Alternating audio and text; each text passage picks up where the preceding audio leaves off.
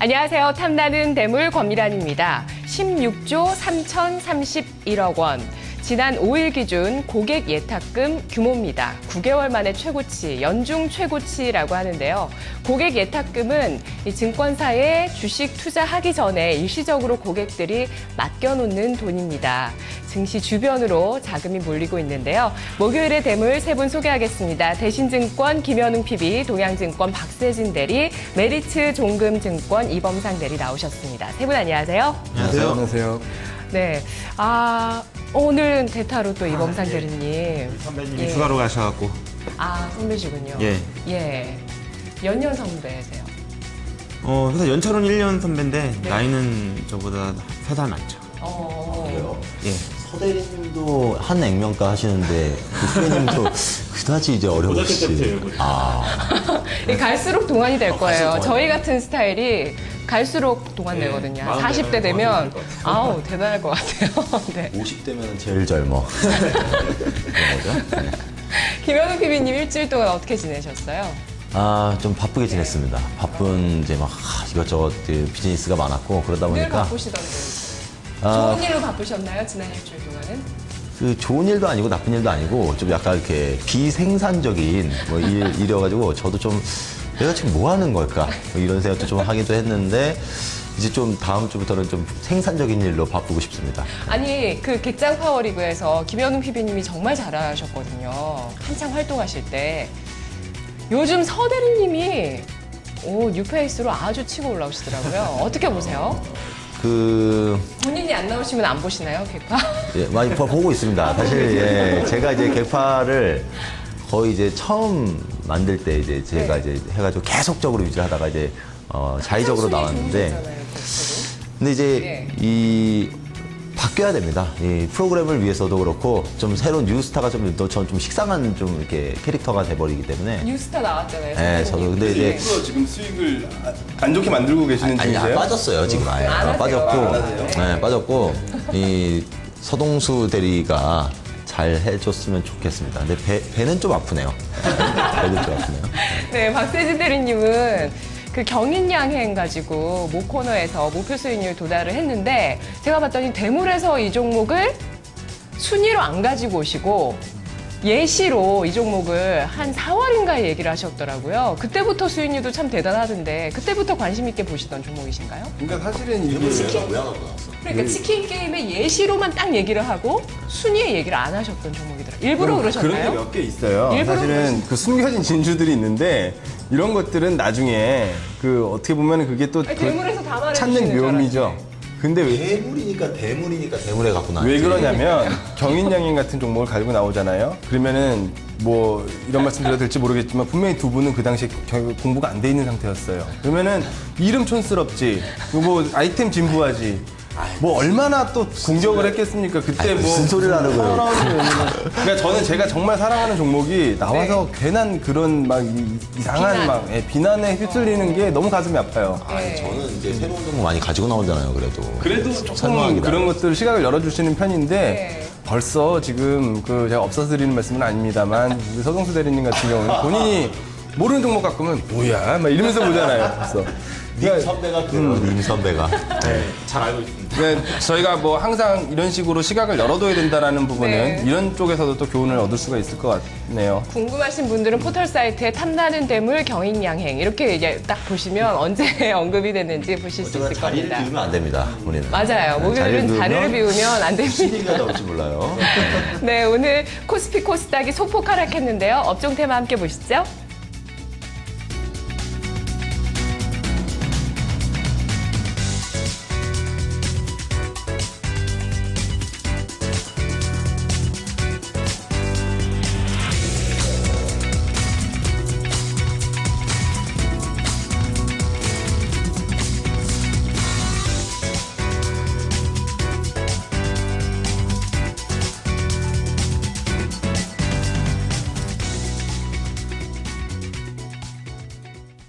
최근 코스피가 기관의 차익 실현 매도 물량이 지속되는 가운데 외국인의 순매수 기조는 이어가는 등 기관과 외국인의 엇박자 매매 포지션에 시달리고 있습니다.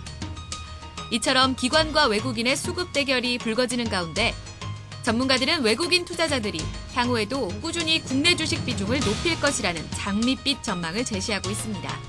외국인의 시가총액 비중이 3년 내 최고치에 근접하면서 추가 비중 확대에 대한 의구심이 제기되고는 있지만 코스피의 밸류에이션 매력도를 감안할 때 외국인 투자는 향후 규모가 더욱 확대될 것이라는 전망입니다.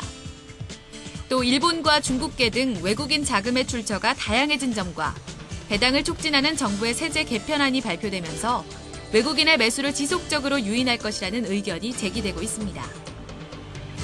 따라서 코스피 상승의 관건은 주식형 펀드 환매 물량이 될 것이라는 의견인데요. 그러나 증권가에서는 현재 주식형 펀드 잔액이 과거 경험적으로 봤을 때 환매 물량의 마지노선으로 더 이상 물량 부담이 확대되지 않을 것으로 보고 있습니다. 결국 이전보다 펀드 환매 압력이 완화됐기 때문에 향후 펀드 환매가 코스피의 상승세를 제한할 수는 있어도 하락을 주도할 가능성은 적다는 전망이 제기되고 있는데요.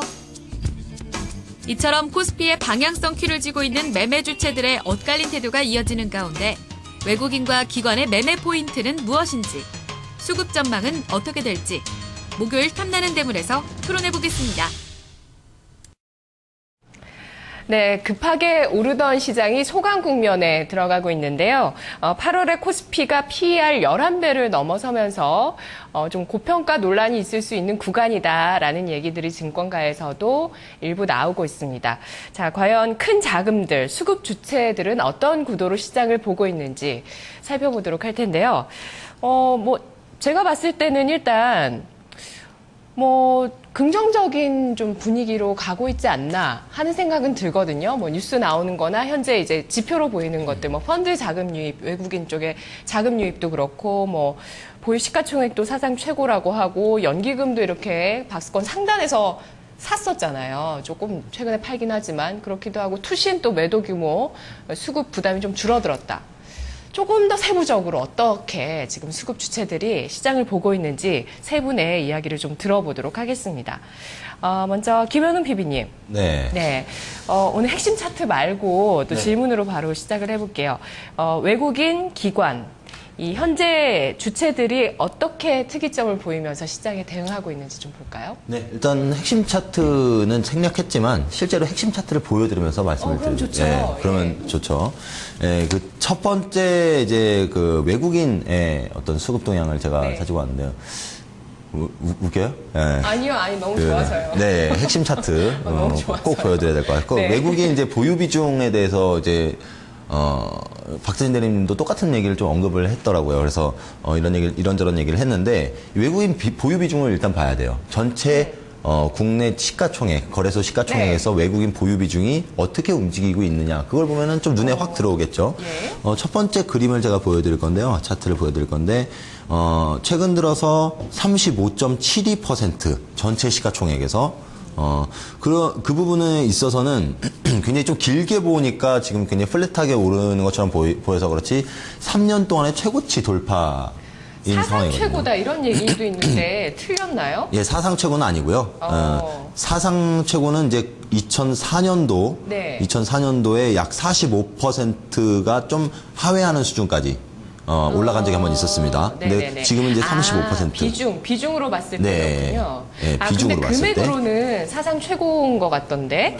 예, 430조 돌파되면서 금액상으로는 그렇고 비중상으로는 사상 최고는 아니군요. 시총에서 비중상으로는 지금 3년 내 최고치를 치고 네네. 있고 금액상으로는 사상 최고일 수도 있겠죠. 근데 네. 그 부분도 둘 다 의미가 있는 부분이고 최근 들어서 이 외국인들이 어떤 거래소 시장에 이제 매수세가 들어오는 것이 심상치 않다라는 것을 한눈에 보여주는 네. 그런 그림이라고 볼 수 있겠고요. 그리고 두 번째는 이 2000년도 말고 90년대 후반이랑 좀 비슷한 지금 어떤 외국인들의 패턴이 저는 이제 좀 포착이 되더라고요. 즉, 그때 당시에도 그레이트 로테이션 얘기가 있었고, 미국으로 흘러간 돈이 전 세계 어떤 IT 버블을 이제 조장했었던 그런 레코드가 있거든요. 근데 지금은, 그런 역할을 하는 그 자금이 중국계 자금입니다. 최근 들어서는. 네. 중국계 SI 자금도 많이 들어가고 FI 자금도 최근 들어서는 실제로 이렇게 많이 보이고 있어요. 재무적 투자 자금도. 그 두 번째 그림도 제가 차트도 가지고 나왔습니다. 보면은 2014년 2분기에 보시면 이제 파란색으로 이제 나오죠. 근데 중국의 어떤 중국계 외국인 자금 유입이 눈에 띄게 증가하고 있다라는 부분. 이 부분에 있어서는 중국계 자금이 지금은 전 세계를 좌지우지할 수 있다라는 생각이 드는데, 이 중국계 자금이 어디로 흘러 들어가는지 우리는 잘 살펴봐야 되겠죠. 근데 최근 거래소 시가총액에 들어오는 외국인 자금 중에 이제 중국계 자금이 상당히 늘어나고 있는 그런 추세다. 네. 그래서 중국 자금이 어디에 관심이 있는지 잘 살펴봐야 된다는 부분. 그리고 마지막으로 이제 펀드에 대한 내용 다시 이제 차트를 하나 더 보여드릴 거예요. 이 펀드는 환매와 유입이 반복되는 게 사실이거든요. 예, 환매와 유입이 계속 반복되는데, 원래는 1970 정도만 오면은 맨날 환매가 나왔었어요. 근데 그 부분이 약간 올라오면서 2012 도달을 하게 되면 또 거기서 계속 환매가 나오더라고요. 근데 거기를 돌파하고 나니까 오히려 최근 들어서 펀드에 매수가 들어오고 있다. 펀드가 설정액이 늘어나고 있는 그런 상황이고, 그 속도도 빠르게 증가하고 있다는 부분. 그 부분을 보여주는 차트죠. 그래서 이 펀드 어떤 환매가 일단락됐다라고는 할 수는 없겠지만, 네. 분명히 어느 선을 통과하다 보니까 환매만 되는 것이 아니라 일정 부분 유입도 되고 있다. 라는 부분은 어느 정도 고무적인 부분이 아닌가 이렇게 보고 있습니다. 특히 뭐 배당주 펀드로 많이 들어온다는 얘기들 하잖아요. 네, 맞습니다. 네, 그 2011년도 그 미국의 신용등급 하향 때 네. 그때 고액 자산가들의 자금이 많이 나갔다, 이런 것들이 대물 시간에 대물 출연자 여러분들께서 해주신 얘기거든요. 혹시 고액 자산가들이 이제 증시를 들어오려고 지금 준비하고 있다는 게 느껴지시나요? 고액 자산가들이 요새 막 그걸 피부로 느끼는 수준은 아닌데요. 네. 그래도 채권과 비교해 봤을 때, 주식이 실제로 패드 모델을 봤을 때 저평가 메리트가 있는 것이 어느 정도는 이제 팩트고, 그리고 다른 이제 자산가들은 이제 워낙 이제 원래 있는 사람들이 더 한다고 딱 그들만의 어떤 세계가 있어요. 그래서 투자는 어떤 부동산 PEF라든지 이런 쪽이 사실 늘어나는 추세지, 주식 쪽으로는 굉장히 크게 늘어나지는 않습니다. 특히 부동산 PEF요? 맞습니다. 그러니까 부동산 PEF가 아니더라도 그냥 일반 에쿼티 PEF, 비상장 PEF, 특히 이제 국민연금과 우정사업본부가 가장 큰 소리라고 할 수 있겠죠. 근데 그 두 기관에서는 지금 가장 이제 어떤 투자 규모가 늘어나고 있는 쪽은 PEF 쪽입니다. 네.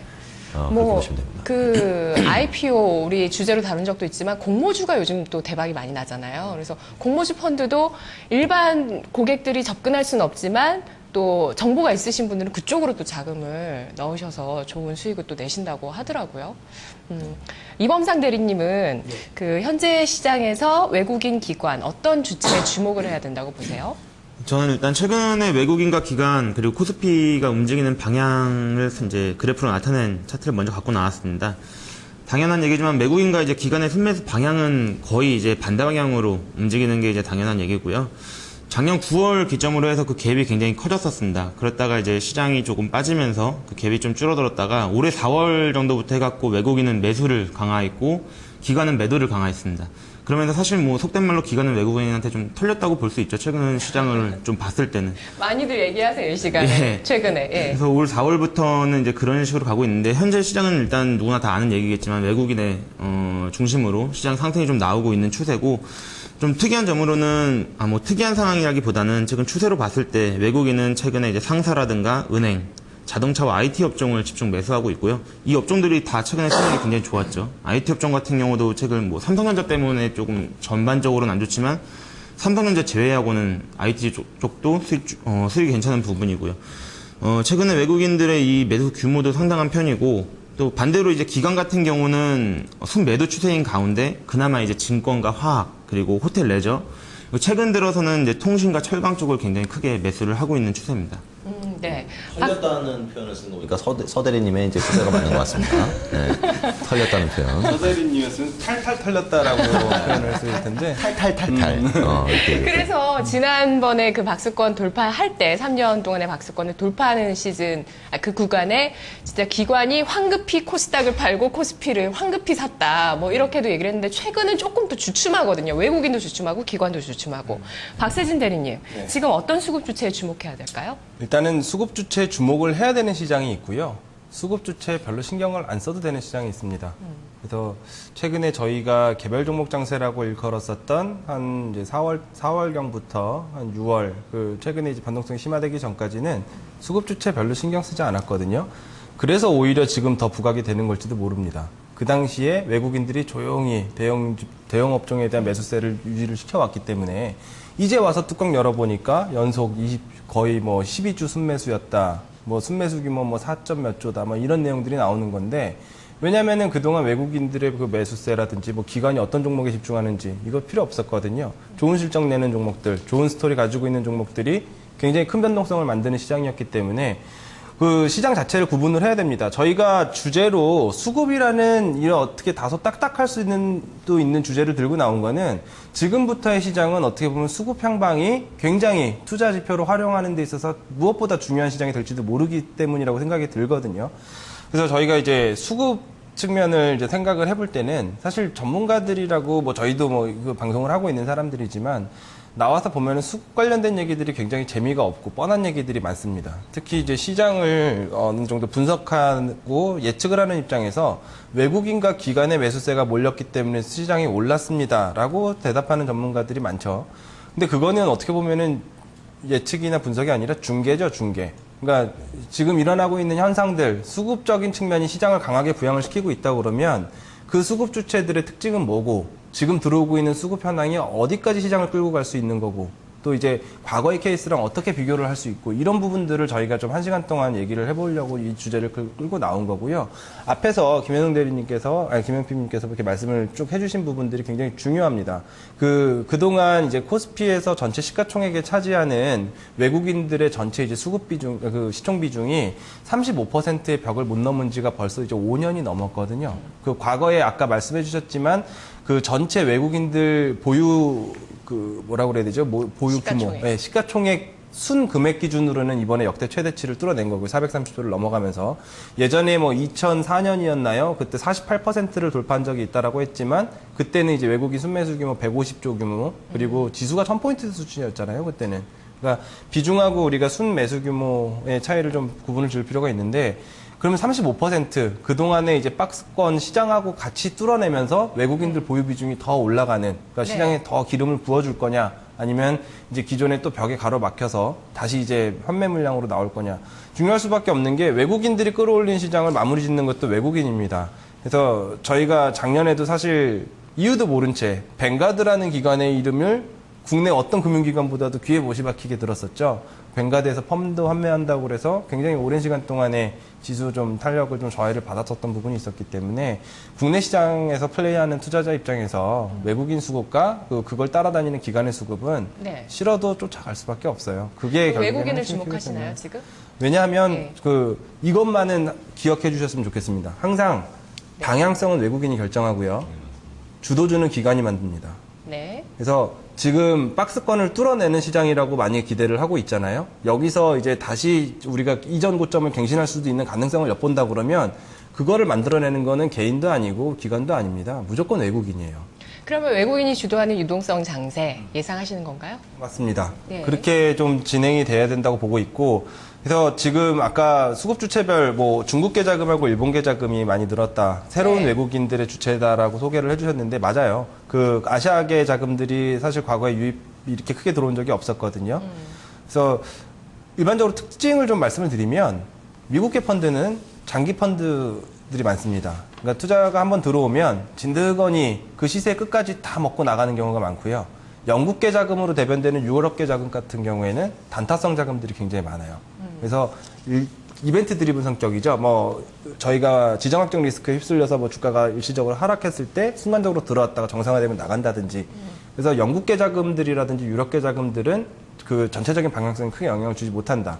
중국계 자금 같은 경우에는 이번이 거의 처음이기 때문에 네. 왜냐면 2011년부터 본격적으로 유입이 시작이 됐으니까 이게 어느 정도 지속성을 가져갈지 지금 사실 시장에서도 많이 주목을 하고 있는 상황입니다. 네. 그래서 일단은 자금의 성격 자체는 일본계와 중국계 그리고 중동계 자금들도 최근에 많이 들어오고 있는 걸로 확인이 되고 있는데 이런 부분들은 국부 펀드예요, 거의. 그러니까 실질적으로 투자 대상을 한국으로 찝어서 들어온 자금들입니다. 그리고 장기적인가요? 그러니까 그런 성격을 고려해봤을 때 장기적일 가능성이 높겠다라고 지금 예상들을 하는 거죠. 예, 그렇습니다. 이렇게 배당을 확대하겠다는 그 정책이 나오면서 장기적인 외국인 투자 자금이 들어오고 있다. 특히 국적이 다변화되고 있다. 이런 부분들 시장에서 주목을 하고 있는데요. 그러면은 진짜 자금의 힘이 가장 크잖아요. 지수 시장 자체에 있어서. 자금이 정말 어마어마하게 밀어붙이면 가는 거거든요. 유동성 장세 얘기를 해주셨지만. 그러면 지금 외국인의 수급이 과연 과거와 비교해봤을 때 어느 정도의 강도고 어떤 케이스일까를 한번 예측을 해볼게요. 김현우 PB님. 네, 미리 이제 말씀하신 질문은 아니시죠? 네, 그냥 예, 지금 다음 질문 바로 들어간 겁니다. 그러니까 현재 시점 외국인의 그 매수 현황이 과거와 비교했을 때 어떤가? 일단 저도 이제 자금의 성격에 대해서 이제 파악을 해볼 필요가 있다라고 보고 있는데 결국에는 이제 롱텀으로 보고 있는 건지 아니면 쇼텀 그 부분이 가장 중요하지 않을까 싶습니다. 근데 전체적으로 제가 첫 번째 차트를 다시 보면서 말씀드릴게요. 35%. 이 35%까지 이제 최근 들어서 3년 만에 그 최고치를 돌파했다라고 이제 말씀드렸었잖아요. 그래서 지수와 어떤 이 시총 비중의 상대 비교를 우리가 잘 유념해서 보면은 지수 밑에 사실 이 시가총액 이 35% 지수 밑에서 어쨌거나 있잖아요. 지금 이제 보면은 이 부분이 언제 눈에 보입니까? 바로 00년 전에. 그러니까 90년대 때부터 지수가 오르기 어떤 처음부터 이제 시가총액 비중이 막 늘어나기 시작하면서 나중에 지수가 따라가는 흐름이 나왔거든요. 지금도 시가총액 비중이 계속적으로 늘어나게 된다면 나중에 지수가 폭등할 수 있는 어떤 그런 하나의 어떤 예상을 할 수 있는 그런 차트가 아닌가. 즉 이 부분에 있어서 결국에는 이 롱텀이라는 부분이 좀 예측이 된다라는 거죠. 이 국부 펀드의 그 성격인 것도 분명히 있고 그리고 그러니까 시장이 안정적으로 오르되 좀 큰 장이 올 수도 있겠다는 전망이신가요? 큰 장이라기보다는요. 그냥 일단 안정적인 이렇게 하락이 없는 장이라고 정도라고 저는 생각을 하고 있고요. 일순간에 빠져나가는 그런 자금의 성격은 아니다라고 정리를 할 수 있다라는 그리고 거죠. 롱텀으로 보시는 이유는요? 지금 이제 차트까지 보여드리면서 설명을 드렸었잖아요. 그리고 중국계 자금에 대한 그 성격, 그 부분에 있어서 저희가 2번이나 다시 짚어드렸는데 왜 또 물어봅니까? 아니, 여기 써 있어서 지배구조 이슈, 소득 환류 세제. 그것도 있죠. 그 부분에 있어서 물론 연결이 되죠. 최근 그 부분이 있죠. 저희가 자주 언급을 드렸던 부분인데 사실 MSCI 이머징 마켓 중에서 배당 성향이 가장 낮은 나라잖아요, 우리나라가. 근데 그 배당 성향만 대만하고 똑같아지면 그만큼의 PER만 부여해도 PER이 적어도 4배 정도는 올라가야 된다는 거죠. 그러면 그거 하나만으로, 그럼 2,400이에요. 2,400. 네. 근데 그거 하나만으로도 장이 갈 수 있는 그런 거라서 지금 주도주가 딱 눈에 보이는 겁니다. 주도 업종이 그냥 외국인이 끌어올리는 장이다 보니까 우선주, 이런 거 다 신고가죠. 그리고 현금 많은 OEM 업체들, 이게 다 현금이에요. 배당. 자사주 매입 이런 것들이 화두라는 거죠. 지금 시장에. 그래서 그런 것들이 하나의 또 국부펀드의 어떤 목적이 아닌가. 자금 유입의 목적. 기업들이 늘리긴 늘리겠죠? 배당? 네, 지금 정책이 그렇게 가니까 그럴 수밖에 없어요. 안 그러면은 그냥 세금으로 다 뜯기는데 할 수가 없죠. 네. 설비 투자는 하기 싫고 해봤자 돈 이제 날리고 이런 분위기니까 그런 걸 보시면 되고. 네, 이범상 대리님. 저도 먼저 그 차트를 좀 갖고 나왔습니다. 먼저 코스피 지수를 봤을 때 이제 월봉이거든요. 과거부터 지금까지 쭉 나타나는 건데 대세 상승장이 2번이 이제 크게 있었습니다. 먼저 04년 8월부터 이제 금융위기 전까지를 첫 번째 대세 상승장으로 봤을 때 항상 우리가 장이 올라갔을 때 보통 외국인이 많이 올렸다고 생각을 하는데 아닌 경우도 분명히 있거든요. 이렇게 긴 상승장에서는 외국인이 약 34조를 순매도를 했었습니다. 그리고 금융위기 이후의 상승장에서는 외국인이 53조 굉장히 큰 물량을 매수하면서 시장이 좀 갔었고요. 그럼 2007년 강세장은 기관이 이끌었어요? 그때는 기관이 그때는 기관이 약 26조 정도 순매수를 했습니다. 그때는 정말 미래에셋의 공이었죠. 맞죠. 그때 이제 펀드로 그 당시에 미래에셋 그 2가지 펀드 있죠. 미래에셋 디스커버리랑 인디펜던스. 거기에 몰린 펀드 금액만 10조 이상이었으니까 기관이 올렸다고 볼 수 있죠. 2번째 이제 그 대세 상승장에서는 우리가 흔히 아는 차하정. 그때 자문사 70주라고 해서 많이 갔었죠. 그러면서 그래서 랩자금이 많이 갔었는데도 불구하고 그때 외국인 비용도 그 종목들에 굉장히 많이 있더라고요. 그러면서 외국인이 좀 주도를 했었고 사실 이 차트가 중요한 게 아니라 이제 두 번째 차트를 갖고 나왔는데 네. 지금 우리나라 지금 현재 상황하고 과거에 언제가 제일 비슷했을까 이제 좀 찾아보다가 주봉으로 보다 보니까 좀 비슷한 시기가 보이더라고요. 파란색으로 네모칸 친 부분이 과거의 박스권입니다. 이때 기간이 2010년 5월부터 11년 5월까지 약 1년 동안의 주봉인데요. 이 기간 동안에 외국인이 약 11.5조 원 정도 순매수를 했고 네. 기간이 8조 2천억 정도 순매도를 했습니다. 지금하고 이제 좀 약간 상황이 비슷하죠. 외국인이 매수하면서 기관이 매도하고 지금 이 파란색 박스권을 뚫고 빨간색처럼 이렇게 지금 상승장으로 갈 수 있느냐가 이제 우리가 기대하는 부분인데 현재 말씀하셨다시피 지금 중국 시장도 지금 우리나라하고 제일 영향을 많이 받는 중국 시장도 지금 분위기가 굉장히 좋고 우리나라도 지금 경제 부양책 때문에 분위기가 굉장히 좋죠. 대내외 상황이 모두 좋기 때문에 가능성이 굉장히 높아 보이는 부분입니다. 네, 박세진 대리님.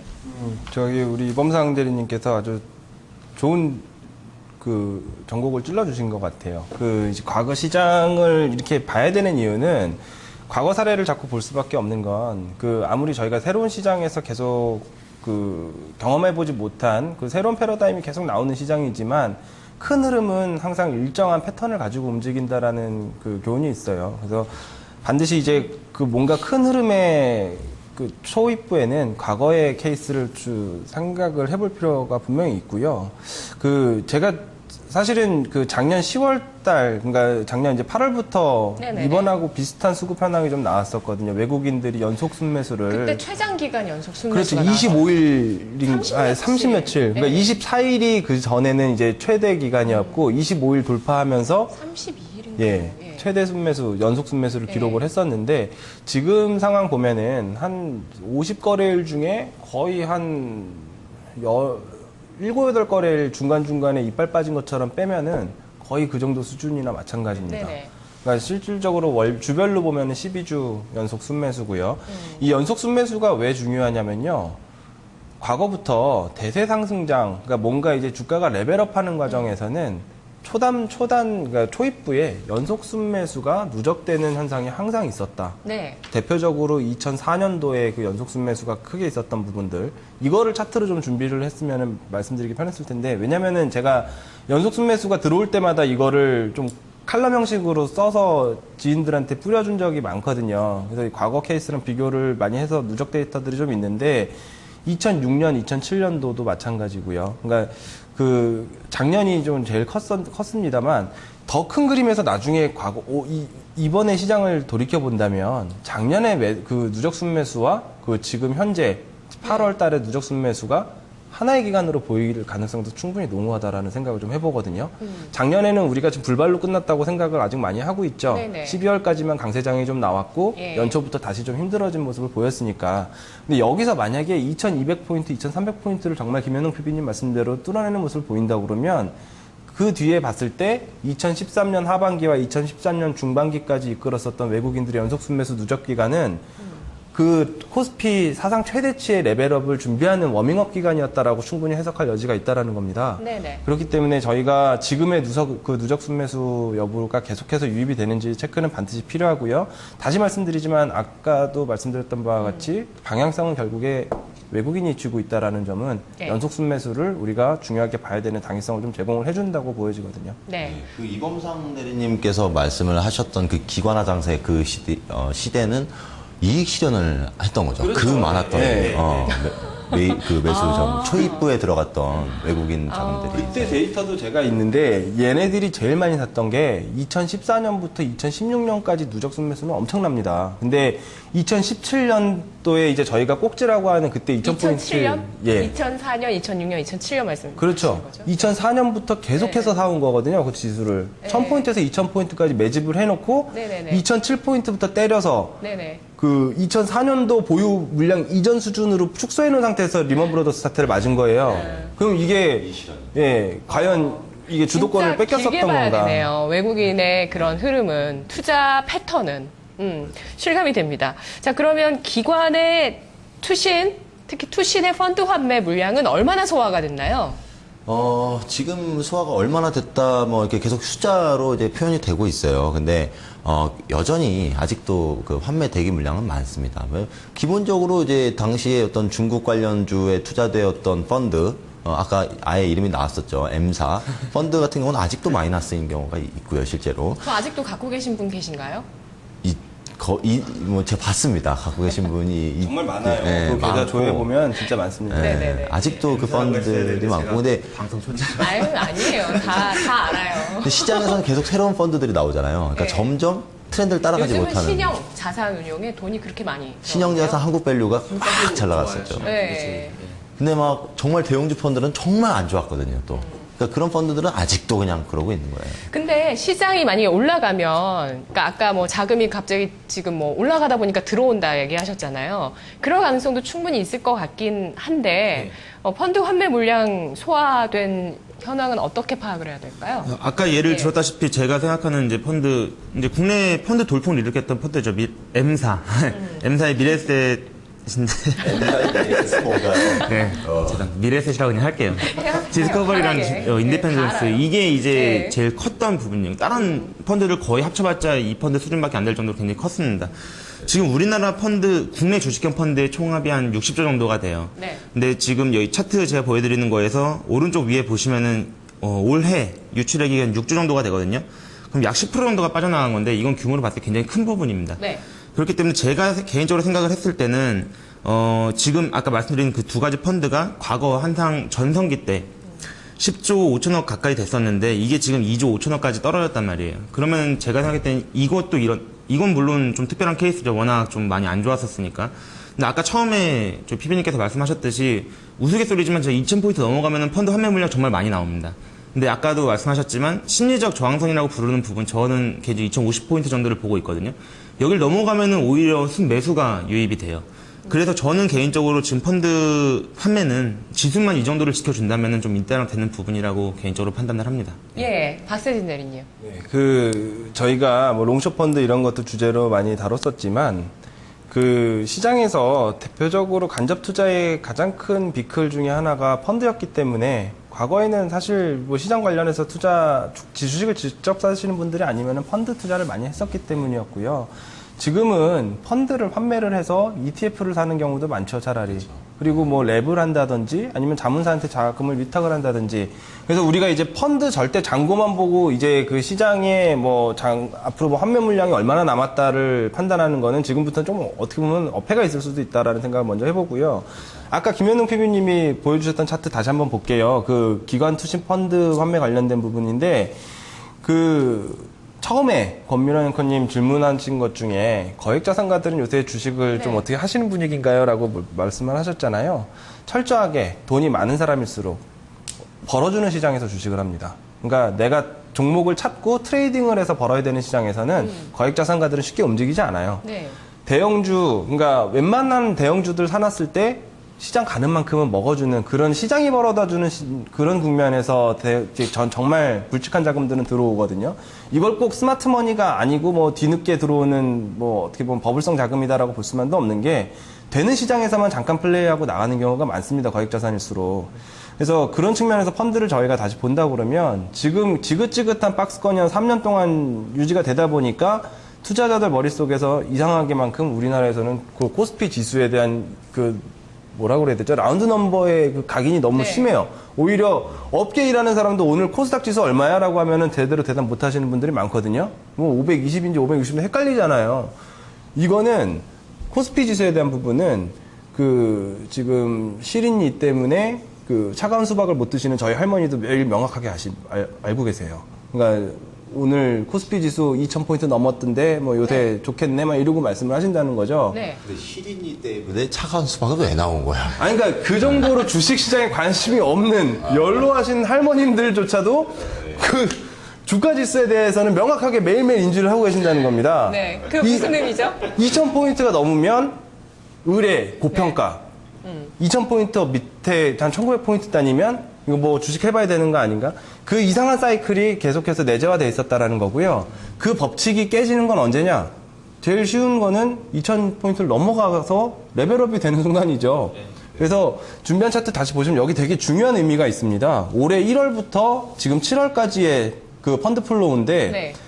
어김없이 이 빨간 박스 돼 있는 부분만 보시자고요. 지수가 올라가게 되면 2,000포인트가 넘어가게 되면은 환매 물량이 쏟아져 나와요. 네. 그러다 1,900포인트 근접하면은 한 3, 4월 달까지는 매수세가 오히려 유입이 됩니다. 근데 5월 넘어서부터 분위기가 바뀌어요.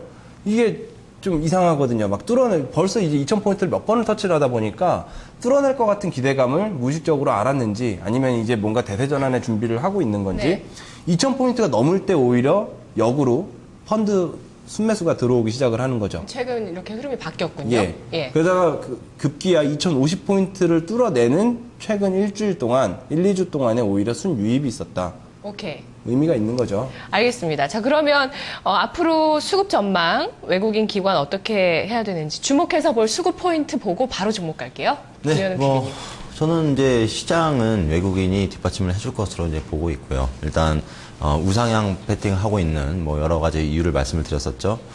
근데 이제 기관은 결국에는 이제 외국인의 이제 추종자일 수밖에 없는 그런 네. 상황이고, 종목 선택 시 기관의 어떤 수급을 보는 거는 도움이 되는 것 같아요. 근데 개인적으로 저는 이제 수급을 볼 때 가장 좋아하는 수급은 개인이 판 수급을 좋아합니다. 와, 이거 꿀팁인가요? 그야말로. 네, 그것도 한번 고려를 해보시는 것도 좋은 것 같아요. 스마트머니를 인정하시지 않는 겁니까? 뭐 스마트머니라고 그 무슨 얘기를 또 하려고.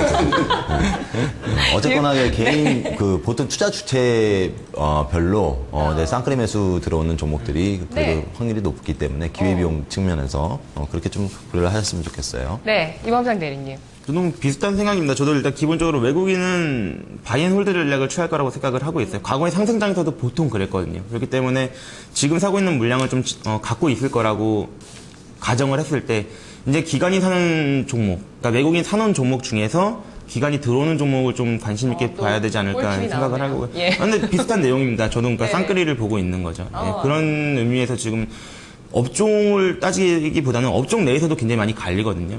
그렇기 때문에 좋은 업종 내에서 또 그런 쌍끌이 하는 종목을 잘 찾아내는 눈이 필요한 것 같습니다. 네, 박세진 대리님. 오늘 가해주고 나온 종목들은 아마 세 분 다 마찬가지일 것 같은데요, 저 포함해서. 예전에는 뭐 개별 종목들을 많이 가져오고 나오다 보니까 뭐 개별적인 스토리라든지 실적 전망 같은 것들을 자세하게 좀 말씀을 드려야 됐다라면, 오늘 같은 경우는 사실 앞에서 팁을 다 주는 거죠, 저희가. 어떤 시각으로 종목을 피킹을 해야 되는지. 그래서 마지막으로 차트 하나만, 표 하나만 더 보고 넘어갈게요. 여기에 사실 많은 게 들어있을 것 같아요. 최근에 이제 대형 주장세가 시작됐다고 하는 7월 1일부터 네. 오늘 시장까지 외국인, 기관, 개인, 기관 중에 투신, 베스트 바이 종목과 베스트 셀 종목들을 보면은 좀 방향성이 명확합니다. 외국인 같은 경우에 보면은 금융주들이 상당히 많이 포진이 돼 있죠. 그러니까요. 그리고 배당 관련된. 네, 6월 20일부터 맨날 샀더라고요. 알고 봤더니 몰랐는데. 그리고 뭐 이제 포스트 삼성전자로 네. IT 하드웨어의 대안이었던 하이닉스 같은 경우에는 또 이제 매도를 많이 하고 있는 상황이었고, 현대중공업 최근에 그렇게 가슴 아픈데 매도세가 먼저 집중이 돼 있었다. 그러면 지금 결과적으로는 지금 아까 말씀해 주셨다시피 금융장세라는 부분, 그리고 소득 환류 이런 컨셉으로 외국인들이 금융주를 주축으로 좀 들어왔다고 그러면 네. 기관은 아직까지는 따라가기 사실 급급한 겁니다. 기관 전반적으로는. 왜 그러냐면은 일단은 벤치마크는 맞춰야 되잖아요, 기관들이. 그러다 보니까 기관 매수 1위로 올라온 게 공교롭게도 코덱스 레버리지입니다. 그러니까 일단은 외국인들이 뭘 사는지 가장 기민하게 따라다니기 어려우니까. 황급함이 저기서 드러나나요? 그렇죠. 황급하죠. 일단 지수는 쫓아가야 되겠고. 한 마음에 레버리지부터 모르겠으면 레버리지부터 사는 네, 거고. 이거는 가겠지. 시장 따라서는 이건 네. 먼저 이건 또 따라가겠지 싶어서. 정말 많이 사서 또 최근에 좀 빠지는 것 같아요. 코덱스 인버스 개인이 매수 1인 게 제일 그렇죠. 그게 여기서 이제 나오는 겁니다. 이게 개인 보시면은 네. 코덱스 레버리지가 매도 1위고요. 개인 매수 1위가 지금 이거 어떻게 될지 모르겠는데 인버스가 1위예요. 이건 정말 웃기다. 그러니까 이게 개인이 승리를 할지 그거 보시면 다 나오잖아요. 현대중공업, 하이닉스, SK이노베이션, NC소프트. 지금 저희가 이거 얘기하면 한숨 먼저 나오는 종목들이 최근 한 달간 개인들이 가장 매수세가 많이 유입된 종목들이다. 안타까운 순간인가요? 아니면 돈이 될까요? 그러니까 이게 아까 스마트 머니라면은 지금까지 안타까워. 그래서 아까 그 말씀을 드린 게 네. 저는 의미가 있다라고 보는 게 KB금융 좋게 보세요. 개인이 팔고 떠난 거 좋아하신다면서요. 예, 그러니까 뭐 그렇게 봐야죠. 저희도 예, 유동성 장세고 이제 뭐 배당 장세 뭐 이렇게 보면은 그 미래에 또 가슴 아픈 어떤 상담을 많이 하게 되지 않을까 싶습니다. 예. 그래서 마지막으로 투신 쪽을 왜 따로 준비를 했냐면요. 네네. 투신은 가장 중요한 게 성과에 대한 잣대가 있습니다. 매달 평가를 받아요. 그러니까 연기금 같은 경우에 상대적으로 평가 기간이 긴 대신에 투신의 매니저들은 당장 일주일의 펀드 성과만 가지고도 100분위가 나온다는 거거든요. 그러다 보면 시장의 방향성하고 그냥 맞춰서 질러가는 수밖에 없고 사실은 여기서 투신이 집중하는 데서 주도주가 나올 가능성이 높다. 이거 코스피 코스닥 합쳐서인가요? 아니죠. 그냥 코스피만? 코스닥 빼고 봐야죠. 네네네. 그러다 보니까 평소에는 이 화면 보실 필요 없어요. 사실 지금까지 장세에서는 보실 필요 없었습니다. 근데 지금부터 수급이 만약에 만들어가는 시장에서 저희가 활동을 해야 된다 그러면 네. 이거를 계속해서 참고를 하시라. 여기 답이 있다. 활동 지령이 나옵니다. 예. 그래서 좀 긴 기간 뭐 한 달이면 한 달 이렇게 한번 끊어서 한 번씩 볼 필요가 있겠다는 얘기를 해주셨는데요. 그러면 오늘 자, 세 분의 베스트 3 종목 살펴보겠습니다. 사실 뭐 농담 반 진담 반으로 오늘 주제를 뭐 외국인 기관 네가 이번 여름에 한 일을 알고 있다. 예, 이렇게 한번 저희가 여름 특집으로 한번 해봤는데 세 분 어떤 종목 가지고 오셨을까요? 베스트 3 보겠습니다. 네, 박세진 대리 1위는 LG전자, 2위는 기아차, 3위 코덱스 레버리지, 이범상 대리 1위 대우증권, 2위 KB금융, 3위 현대위아, 김현웅 PB 1위 우리투자증권 우선주, 2위 남광토건. 맞나요? 화토건이에요. 어, 네. 저런 종목도 있나요? 있어요. 네. 남화토건. 네. 아유, 낯섭니다. 네. 3위는 사조산업을 또 지난번에도 간혹 이 종목 좀 순위권 아래에 가지고 와주셨는데 이번에도 많이 올랐어요, 실제로. 그래요. 아, 네, 그리고 요즘 또 올릴 것 기사, 같아서. 아, 그래요? 네. 요즘 기사에 중국 인도인들이 참치를 먹기 시작했고, 와인을 먹기 시작해서, 뭐, 이쪽 가격이 오른다. 이런 얘기도 있더라고요. 자, 그러면 세 분의 베스트 3 종목 가운데 어떤 종목이 또 우리 대물순위에 올라갈지 세 분의 입담을 한번 들어보겠습니다. 자, 저희가 지금 어느 정도 시간이 남았나요? 충분한가요? 뭐, 없습니다, 늘. 아니, 서두에 그런 말씀 드렸잖아요. 뭐, 저기, 우리가 다 아는 종목 중에 수급적으로만 딱 체크해볼 종목들이 많을 거다라고 했는데, 뭐, 네. 남아토건 들고 오고, 또 사조산업 갖고 오고. 또 이거 네, 이분의 맹신을 할줄 시각이 알았어. 또 있죠. 근데 진짜 남아토건 사조산업의 수급을 한번 체크를 해보세요. 네. 한번 완벽한 쌍끌이 매수가 시작되고 있습니다. 그 외국인은 정말 외국인인가요? 검은 머리 외국인 이런 거 아니고? 누군지는 모르겠어요. 네, 그걸 제가 너 어떤 외국인이니 뭐 직접 찾아가서 물어볼 수는 없잖아요. 네, 어쨌거나 지금 이제 네. 그 기관 양매수가 들어온 종목을 기본적으로 갖고 나왔고 다들 이제 대형주 갖고 나와서 이런 것도 있다라고 이제 말씀을 드리는 거고 정확한 스토리와 어떤 실적이라든지 이런 것도 기대를 할 수 있는 그런 1위는 뭐죠? 1위는 무조건 우리투자증권 우선주. 우선주. 네. 우선주 정말 나도 한번 매매해보고 싶다 하시는 분 계실 거예요. 왜냐면 워낙 강한데 나는 그 시세를 못 누렸거든요. 네.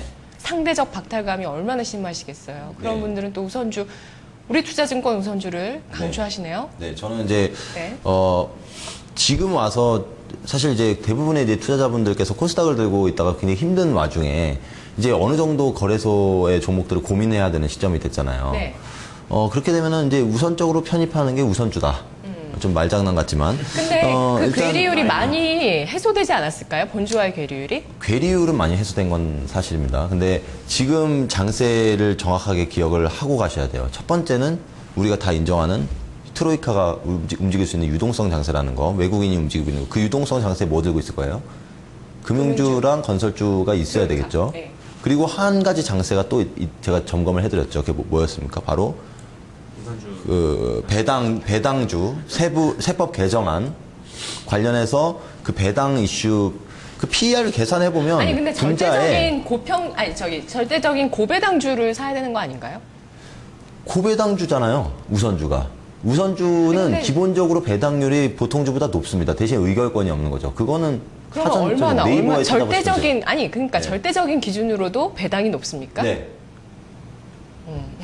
맞습니다. 얼마나? 그건 네이버에 물어보시면 돼요. 아니, 그러면 우리투자증권 우선주는 배당 얼마나 주는데요? 그러니까 보통 네. 보통주가 뭐 한 고배당주 위주로 말씀을 드려볼게요. 한 3%, 4% 이렇게 준다. 네. 그러면 우선주는 보통 11%, 10% 이렇게 준다라고 보시면 됩니다. 그래서 그렇게 네, 차이 안 난다고 들었는데? 그 정도로 차이 나요. 예, 실제로. 그래서 이제 근데 우선주는 의결권이 없죠. 그리고 우선주가 되는 시장에 너무 우선주가 또 가버리는 그런 장세가 있을 수는 있지만 지금은 그런 1년에 한 번씩 오는 우선주 테마로 뭐 폭등하는 그런 시장이 아니고 예. 전체적으로 이 최경환 노믹스 진짜 위보금에 과세하는 그래서 전체적으로 고배당주가 다 같이 움직이고 있습니다. 이거는 거래소 코스닥 불문하고 다 마찬가지거든요. 그러면 우선주를 담는 것이 적어도 그 어떤 지수의 목표치를 2150 정도로 잡는다면 보통주가 20% 갈 때 우선주는 뭐 한 30%는 갈 것이다. 당연한 어떤 계산이 나오죠. 2400까지는 모르겠고요. 솔직히 2150 정도 보고 있거든요. 왜요? 정고점이 2200인가 그런. 그러니까 뭐 그 이후에는 또 다른 스토리가 있어야 되지 않을까 싶어요. 기본적으로. 그러니까 그게 진짜 중요해요. 정고점을 진짜 완벽하게 뚫을 수 있을 것인가, 아니면 시장의 의구심을 갖고 다시 또 내려오는가. 그것도 진짜. 가도 좋을 것 같아요. 근데 2020년 가도 땡큐죠. 지금 5년 내내 못 갔어요. 지금 제발 좀 가라. 그냥 뭐 그렇게 욕심을 그냥 아니 그동안 대물 네. 수익률 뭐 기대했던 종목들에 비해서는 수익률이 좀 낮지 않은가 해서. 어떤 게요? 지수 자체 그 목표 수익률이 우리 투자증권 우선주도. 아니죠. 2,150원 만약 2,150포인트에 도달을 하게 되면은 말씀드렸다시피 보통주가 20% 움직이면 30% 움직일 그런 룸이 당연히 있을 수밖에 없는 스토리와 그 배당도 주고 그리고 우리 투자증권 자체도 모든 증권주 중에서 저는 다른 것 필요 없다고 보고 있습니다. 우리 투자증권 고르면 된다고 보고 있습니다. 아니, 우리 투자증권 근데 배당이 올해 배당 예상이 50원인데 네. 그럼 0.5%거든요. 지금까지 배당률 평균적으로 배당 받으려고 하는 게 아니에요. 그러니까 우선주 논리에서 배당은 좀 과하지 않나. 그러니까 배당이 과한다기보다는 고배당주들이 되는 시장에 기본적으로 고배당이라는 개념이 탑재된 우선주라는 게 더 된다라는 얘기죠. 우리가 배당 받자고 하는 게 아니잖아요. 그럼 외국인 기관이 이 상승 여력을 종목 보는 많이 거지. 샀어요? 수급을 보세요. 한 달 내내 사고 있고 개인 한 달 내내 팔고 있어요. 예, 그게 기본적으로 그런 걸 갖고 나온 겁니다. 예. 네. 이 대리님. 그리고 한 가지 더 말씀드리면 이 우리 투자증권 증권주가 사실 우리가 증권주가 오른 이유 따로 증권주로만 보면 우리 증권주 한번 했었거든요. 대물. 그러면은 결국에는 구조조정이 화두였어요. 구조조정이 화두였고 구조조정 이후에 어떻게 실적이 난 거가 스토리였는데 사실 어느 정도 희망퇴직, 명예퇴직은 완벽한 구조조정이 아닙니다. 그거는 앞으로도 구조조정이 더 나올 수도 있다는 얘기거든요. 다 한 게 아니에요. 희망퇴직. 근데 제대로 된 구조조정은 뭐냐면 M&A입니다. 지금까지 동서증권, 장은증권 시대 때도 마찬가지였고요. 그 이후에 동원증권, 한투증권 마찬가지입니다. 제대로 된 구조조정은 M&A라는 거죠. 근데 유일하게 M&A를 제대로 진행한 기업이 NH와 NH농협증권, 우리투자증권이라는 거죠. 그러면 그 이후에 어떤 스토리는 확실히 클리어하게 나올 수 있다. 그러면 시장의 컨셉에도 맞고 우리가 언급했던 증권제 스토리에도 맞고 그럼 이것보다 더 완벽한 게 어딨냐. 게다가 수급 한 달 내내 그 양매수라고 보시면 되거든요. 네. 다른 종목도 들어볼게요. 일단 저는 1위로 이걸 밀 거기 때문에 이걸로 딴 분도 가고. 얘기 좀 들을게요. 다른 분들한테 듣도록 하죠. 예.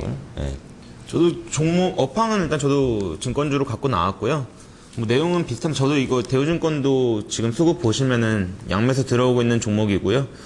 지금 우리가 금리 인하를 굉장히 기대를 하고 있잖아요. 사실 시장에서는 어느 정도 기정사실화한 부분이고. 근데 금리 인하가 되면은 제일 많이 수혜를 볼 수 있는 증권사는 대우증권이라고 생각을 하거든요. 대우증권의 보유 채권 규모가 15조 원 정도 규모로 시장 우리나라 증권사 중에서 최대 규모입니다. 그럼 금리 인하 이번에 하고 추가적으로 더 할까요, 혹시? 원래 올해 50bp를 낮춘다는 얘기가 있었는데 약간 보수적으로 봐서 25bp는 낮추지 않을까 생각합니다. 25bp 낮춰야 한 번 더 낮출 수 있지 않을까 싶어요. 그러니까요. 예. 네. 이게 2번 이상 하기 어려워요. 그러니까 지금 미국이 또 9월달, 10월달에 금리 인상 시점을 좀 이제 타진을 하고 있는 상황이기 때문에 엇박자를 그렇게 계속해서 유지를 해갈 수는 없습니다. 저는 사실은 그래서 금융정책 초입이다 이런 말씀도 드리고 증권주도 대물이라고 계속 말씀을 드렸지만 수급 논리에서 계속해서 그 증권주가 그 수급의 쌍끌이 혜택을 계속 가져갈지는 조금 지켜봐야 된다라고 보거든요. 왜냐하면 여기서 개인들한테 바통 터치가 좀 될 가능성도 지금부터는 좀 염두를 하는 게 맞지 않나 싶고요. 그 삼성전자가 외국인들이 많이 샀습니다. 많이 샀는데도 불구하고 이번에 배당 성향 그 실망스러운 수치 보여주면서 많이 빠졌죠. 지금 130만 원 언더의 가격에 거래가 되고 있는데 전통적으로 그 국내 시가총액 비중 자체를 아예 축을 흔들 수는 없어요. 아무리 금융주가 올라온다고 그래도 네. 전체 금융지수, 그 금융업종의 전체 시가총액이 160조입니다. 그 중에서 증권 40조, 은행 120조거든요. 삼성전자 200조예요. 삼성전자 종목 순위 안 가지고 오셨죠? 안 가져왔어요. 근데 그러면 그만큼 직설게. IT 하드웨어 업종을 그 삼성전자를 계속해서 패나가면서 여기서 아무리 매수를 한다고 해도 그거를 갖다가 종목 시가총액, 그 업종 시가총액을 그렇게 급격하게 바꾸는 건 단기간에 일어나지 않는다는 거죠. 대안이 필요합니다. 그래서 LG전자를 갖고 온 거고요. 실질적으로 스토리랑 여타 수급적인 상황들이 다 이제 LG전자가 다시 10만 원을 바라볼 수 있는 여건을 만들어주고 있거든요. 그러니까 LG전자 이제 최근에는 기관들도 다시 담기를 시작을 했고요. LG전자가 하반기에 얼마나 실적을 잘 낼까요? 저는 이것도 LG전자는 분위기 전환은 성공했는데. 네. 예. LG전자는 사실 세컨 티어도 아니고 이제 서드 티어 정도 되는 이제 어떤 핸드셋에 대해서는 물론 가전에서는 상당히 이제 LCD 쪽이나 이런 쪽은 상당히 이제 선두에서 이제 움직이고 있지만 그런 부분들이 분명히 있는데 LG전자는 저는 그렇게 생각해요. 결국에는 예전에 피처폰 시대 때는 초콜릿폰 만들었을 때 삼성전자 주가를 따라갔었고 그다음에 G2 잘 만들었을 때 또 이번 작년 흐르면은 또 한번 따라갔었고 그때만 매매하면 되더라고요 LG전자는. 사실은. 대물 아니라고요? 그리고 실적이 지속적인 우상향이 나오기는 어려운 구조고 작년 대비해서 가지고 와주셨어요. 어닝 서프라이즈 정도 나와서 그런 어떤 턴어라운드에 베팅하는 네. 어떤 그런 개념이 되지 않을까. 그러니까 턴어라운드 배팅 이미 이번 분기 그거를 했고. 누가 주도를 하고 있냐라는 걸 봤을 때 이제 그 모멘텀을 가지고 주가를 어느 수준까지 끌어올리는가에 대한 부분이 기관과 외국인의 몫이라는 거죠. 하이닉스가 턴어라운드 초기에 지금 같은 이제 실적 스토리가 나오기 전까지 3만 원대를 돌파하는데 지금 같은 구간이 있었습니다. 근데 거기는 진짜 워낙 치킨 게임 끝나고 여건이 좋았잖아요. 아니 근데 아무도 하이닉스가 2만 원일 당시에 이제 치킨 게임이 끝나가기 때문에 이제 오를 때가 임박했다라고 예상한 사람 제가 알기로 아무도 없거든요. LG전자는. LG전자도 마찬가지죠. 지금이 비싸 보이죠. 7만 원, 8만 원 넘어가는 구간이 막 이렇게 나오는 게 그러면 G3의 대성공을 예상하시는 건가요? 아니요. TV와 가전제품 사업부. 그러니까 아까 말씀하신 구조조정의 이점은 왜 LG전자의 가전사업부는 가져갈 수 없다라고 생각을 하시는지 좀 생각을 해봐야 된다는 거예요. 그러니까 TV 부분에서 완벽하게 이제 삼성을 제치고 유럽 시장, 북미 시장에서 다 지금 캐파를 늘려놨습니다. 그리고 이제 핸드폰 부분은 캐시플로우 측면에서 다시 이제 어느 정도 예전보다 올라오기만 하면은 거기다 레버리지를 부어주는 수준이고요. 그러니까 LG전자 같은 경우는 지금부터 이제 또 자동차 전장 부품에도 진출을 하고 그 공장 부지 대규모로 매입한 거 이번에 확인했죠. 그러니까 앞으로의 성장 스토리는 사실 그려가면 되는 거예요. 근데 이제 그거에 대한 팔을 외국인과 기관이 땡겨줄 준비를 지금 하고 있다라는 걸 보고 있기 때문에 그럼 이쪽도 좀 얼마까지 중요하게 가능할까요? 글쎄요, 저도 LG전자에 대해서 정말 가전 사업부, 사업부를 나눠서 생각해 보자고요. 가전 사업부에 대한 의심은 단 한 번 정도 한 번이 없거든요. 근데 사실 지금의 어떤 실적에서 굉장히 좌지우지 많이 하는 부분은 어쩔 수 없는 핸드셋이 분명히 있다라는 거죠. 근데 그 핸드셋에서 뭔가 승부가 나와줘야 돼요. 즉, LG 디스플레이는 조금 될 것 같은 게 아이패드, 아이폰이 화면 크게 나온다고 그 모멘텀으로 가잖아요. 9월 둘째 주인가요? 그럼 거기에 납품한다고 가는데 LG전자는 G3가 잘 돼야 어느 정도 실적도 그리고 뒷받침이 실제로 된다. 기업 내에서 자동차 쪽의 분야 쪽을 신성장 동력으로 그건 신성장 동력이지 아직 생각하더라고요. 캐시카드. 실제로 예. 그쪽으로 밀고 나가겠다. 근데 그것도 사실은 성장통이 필요할 수도 있고. 네, 그렇기도 하고 자동차 업황 자체가 아직 스마트카 쪽을 생각하는 것 같은데. 근데 그것도 그러니까 지금 저희가 이런 불안한 것들은 모든 투자자들이 다 공유를 하는 부분일 거예요. 외국인은 답을 알겠습니까? 근데 왜 LG전자를 지금 삼성전자 대신에 질르냐는 거죠. 그러니까 계속 지르고 있어요. 거기서 힌트를 찾자라는 거예요. 지금 이런 뭔가 모멘텀 거리들이 나와 있는데 아니, 외국인이 얼마나 샀는데 아까 그 순위 다시 한번 볼게요.